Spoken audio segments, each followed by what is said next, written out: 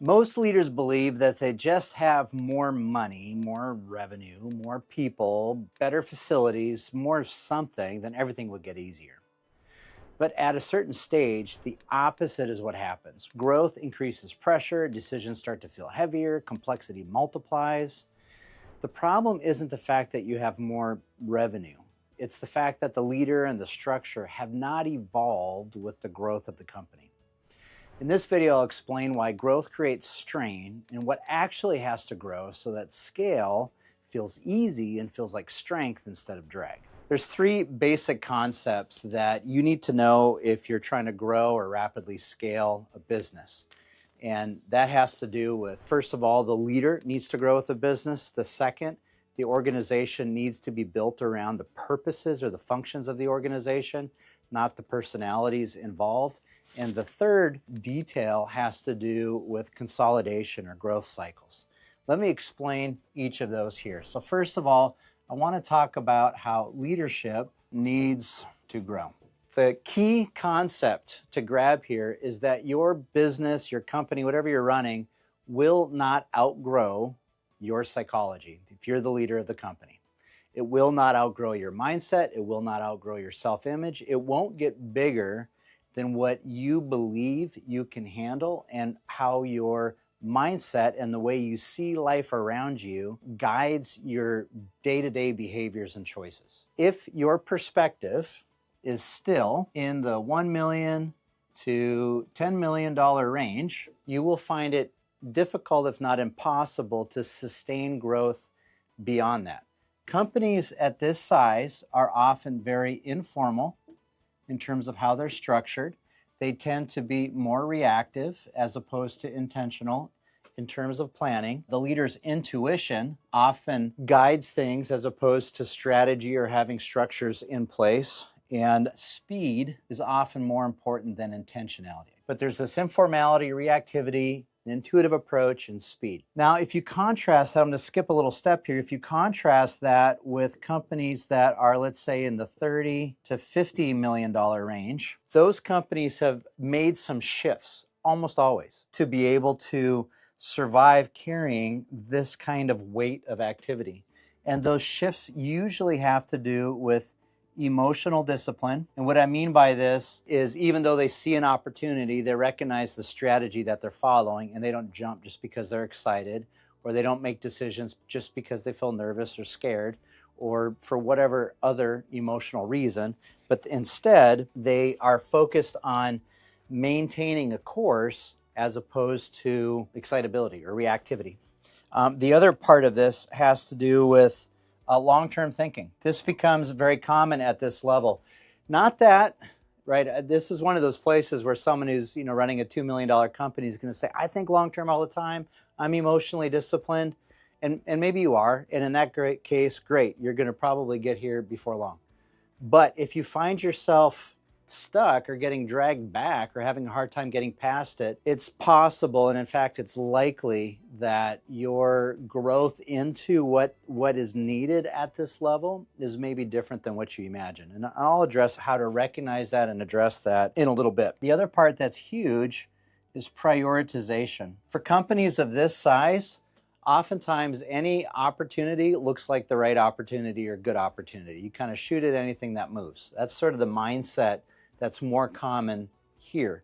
At this size here, you start to attract more opportunities than what you can meaningfully engage with. And you have to begin to become selective about this. If you don't, you're not going to be able to continue growth. And you recognize that.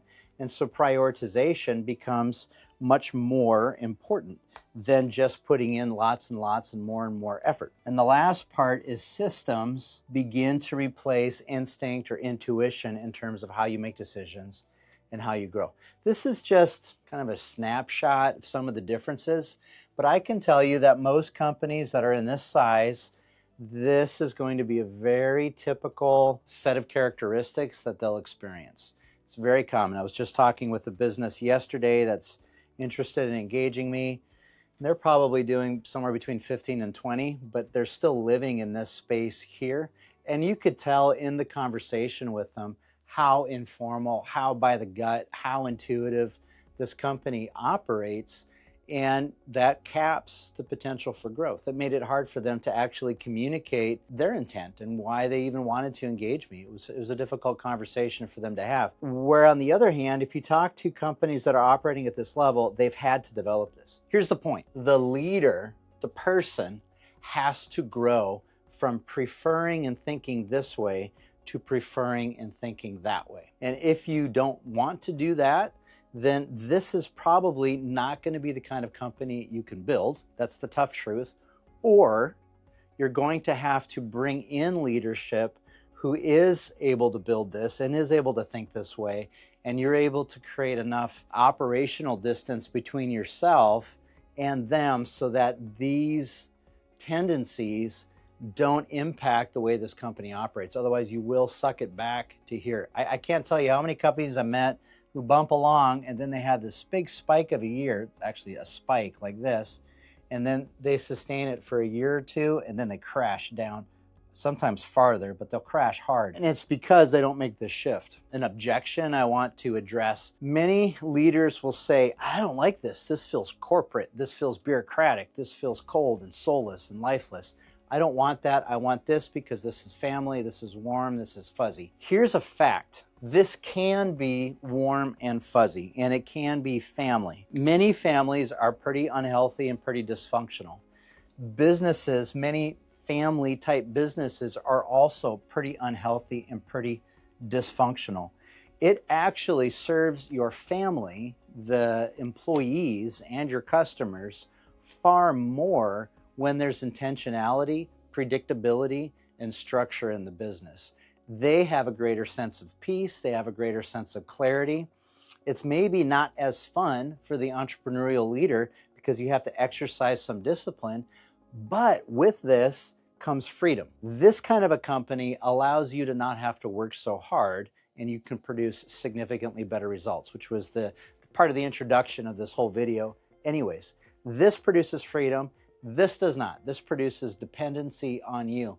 And if you work within a business where you can't get an answer, you can't make a decision to a question, or you can't move forward or be innovative unless the owner or the senior executive has heard about it, thought about it, made a decision on every topic, then you realize that what to them feels like, leading from the gut, or I just have a good business sense, or any of those other euphemisms that come up, really, it can be frustrating for staff. So I want to disabuse you of the idea that more structure necessarily creates a soulless corporate bureaucratic organization that everybody hates life in and is just basically a number.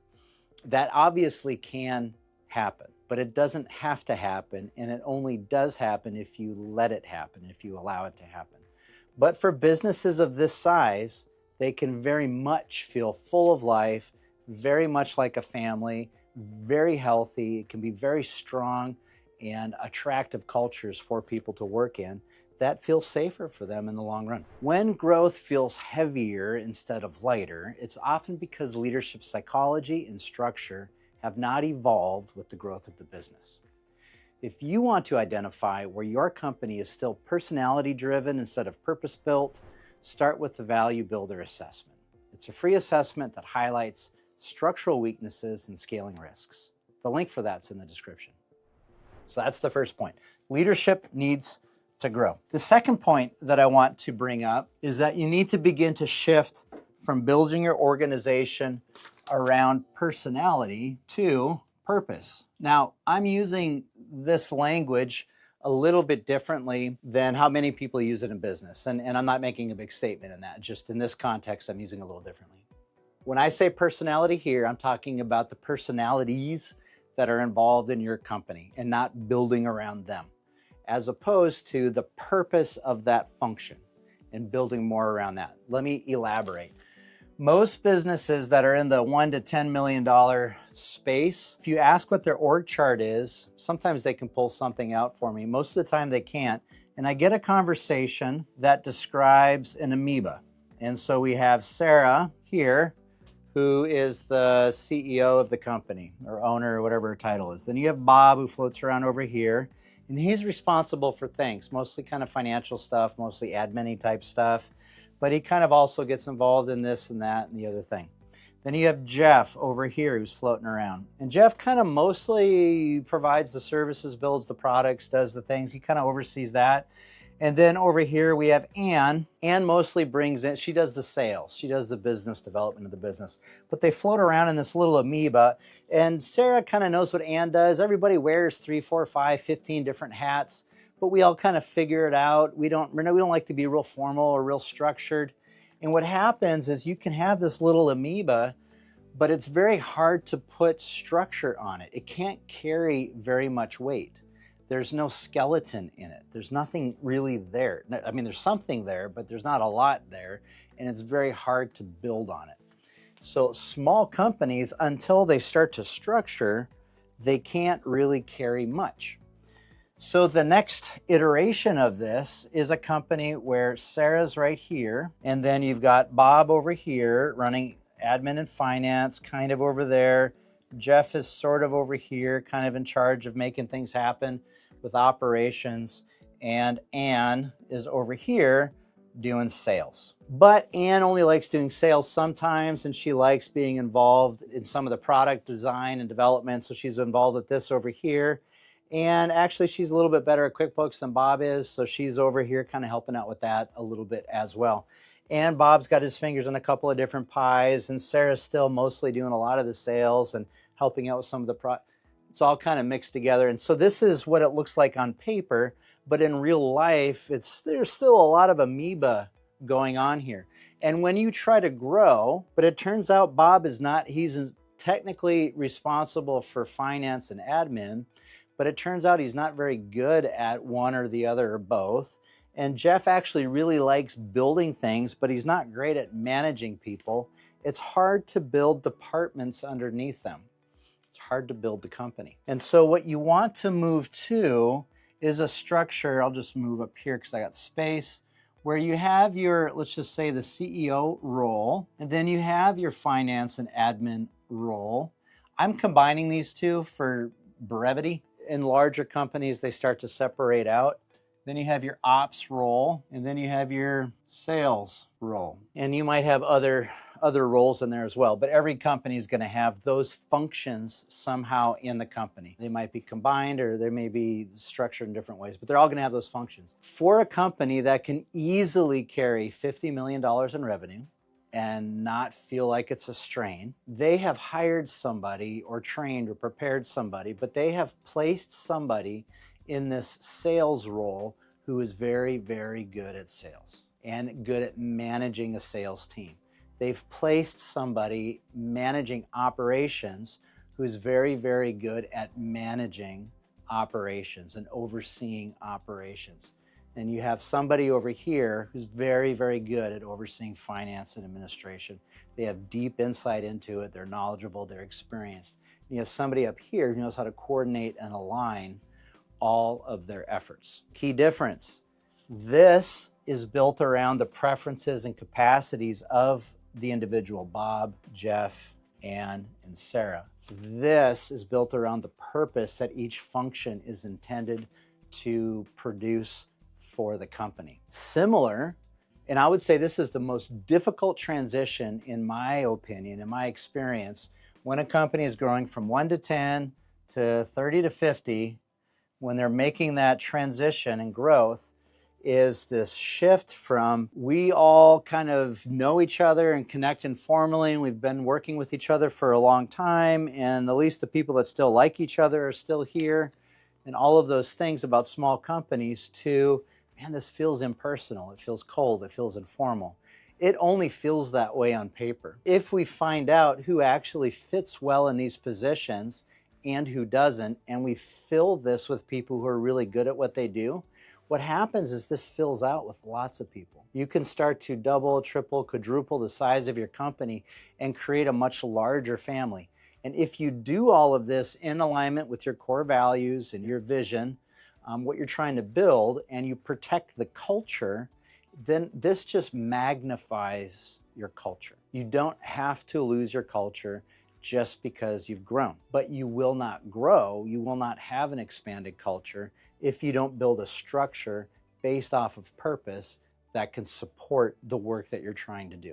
That's the second point. The third point that I want to talk about is this concept that I have not heard. I'm sure somebody must have talked about it, but I just don't hear about it. I don't hear it. Most people, when they come, it has to do with growth cycles and the idea of cycle with growth. Most people, when they talk about growth and they start to forecast out what growth is going to look like, the classic scenario is this beautiful hockey stick. We're going to grow at 10% a year, and then boom, within year 6, we're going to be billionaires. It's going to be amazing. Not going to happen.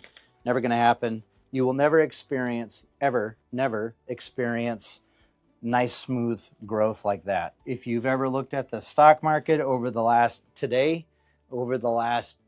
month, over the last couple of years, it bounces all over the place. Just pick one of those stocks and track it, and you'll see even if it goes up, it's bouncing all the way. So growth, even for those companies, I mean, that's the stock value. It's not necessarily what growth looked like inside the company, but as sort of a proxy for that, it's not that smooth. What growth, the way I usually describe it, is growth looks like a staircase. Most of my videos on growth talk about how to make this jump from one step to the next in the staircase. And the idea in the staircase is the move from here to here requires structural shifts in the organization and some pretty substantive changes. In this video, instead of talking about how to make those jumps, I want to talk about what happens here at these spaces. And that's what I'm calling consolidation. So part of my background is in strength and conditioning. I used to teach classes just kind of as a hobby for about 12 years at a gym. I loved it. It's a lot of fun. It's a big part of my life is athleticism and fitness and so on. One of the concepts you learn if you're a trainer is that you can train people for a certain amount of time and then they need to back off, or they will not grow. They'll eventually plateau and get stuck, but they also start to get injured or burned out. And so the typical scenario for training is you have about 6 weeks of hard training, and then you have 1 to 2 weeks of deloading, where you might do something that's, let's say, 50% or 60% as hard. It is difficult for many athletes to back off and to just let themselves deload for a week or two. Then the idea is you cycle back to doing another 6 or so weeks. It all depends on what you're training for and so on. But this is kind of a fairly typical cycle. 6 weeks of hard push, 1 to 2 weeks of deloading in that push. This space, this deloading space, is where growth happens. Here is where you get a lot of the stimulus that tells your body, oh my goodness, we're putting a lot of pressure, a lot of demands on the nervous system, on the muscular system, on all of the other systems in the body. And then you give it 1 to 2 weeks. I'm simplifying how this works, but this is basically how it works, the concept behind it. Then you give it 1 to 2 weeks for it to catch up and to integrate or consolidate all of the growth that you have been challenging it to do or to adapt to over the last 6 weeks. So you get a similar concept with business. A little bit different time frame in my observation. So you have growth and consolidation. And in my experience, most businesses will do a 2 to 3 year push in growth. And then let's say they do 2 to 3 years of really heavy growth in sales. And then because they've been able to expand their sales, they're producing more services or products.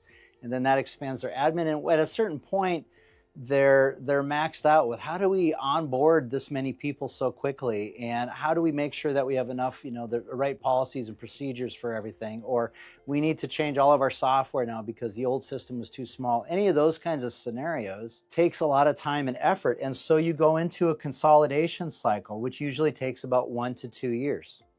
So there's this growth phase where there's the stresses that happen, and you have real growth, but you also learn lessons, or some systems break, or certain things don't hold together as well. And instead of continuing to push into it, and this is where I think this topic, the way I'm presenting it, I've not heard it elsewhere. Most people are like, grow, grow, grow, grow forever, never stop, just keep growing. That's not going to happen. It just doesn't happen, and that burns people out, and it confuses people. When they get tired or things start to break, they don't know how to interpret it. Here's how to interpret it. You need to take a break. That's what that means. You need to take a break and let your organization, let your team consolidate the lessons every, probably, it's not firm, it's not a rule, but this is what I see as a pattern. probably every 2 to 3 years of heavy growth, you want to back off for a year, maybe two, and consolidate those lessons. There can still be minor growth, but it's not this heavy push. You're improving the systems. So you go to consolidation, and then after you've completed that, not to perfection, nobody gets to perfection, don't chase perfection, but when you get to a good enough place where you feel like, yeah, we can do another big push again, do that big push. And again, you're going to discover new things that you didn't know before. Like I tell my clients, you never get to a point where you have no problems. Everybody hopes once we get to this size, we'll have the money that allow us to have the staff, that allow us to have all the things, and then life will be this beautiful utopian space where, you know, our wagon just sails forever and we don't have to work at it anymore. That's not going to happen. The goal, the ambition, as I try to help adjust the expectations for my clients that are scaling, is at each level, we're not going to have no problems. What we're hoping for is newer and more interesting problems than what we had before. Hopefully that's encouraging to you and not discouraging. But if you didn't have problems to solve and things to work on, I mean, nobody would really need leaders that much anyway. So be grateful for problems because it gives you a job. Anyways, this is the basic cycle that you'll be operating in. So these 3 points, the leader needs to grow. The organization needs to be built around purpose and not the personalities. And then the third, you go through growth cycles. It's not an unending sprint that goes forever. And if you plan for, or at least expect, this kind of cadence or this wave in terms of effort, you will be a much healthier, much more sustainable organization. More revenue doesn't necessarily make running a company easier. We wish it would. Sometimes it can make things feel heavier, especially if the leader doesn't grow. Then the company can contract back to that leader's comfort level. If the structure doesn't evolve, the weight of it becomes fragility. If consolidation never happens, then expansion starts to strain everything beyond where it can keep up. But when leadership matures, structure is engineered for purpose, and growth cycles are intentional, what might feel heavier actually contributes to strength. In the next video, I'll break down the specific structural bottleneck that silently caps value in scaling companies and why experienced buyers see that long before the sellers do. Remember, growth becomes strength when the leader, the structure, and your growth cycles evolve with it.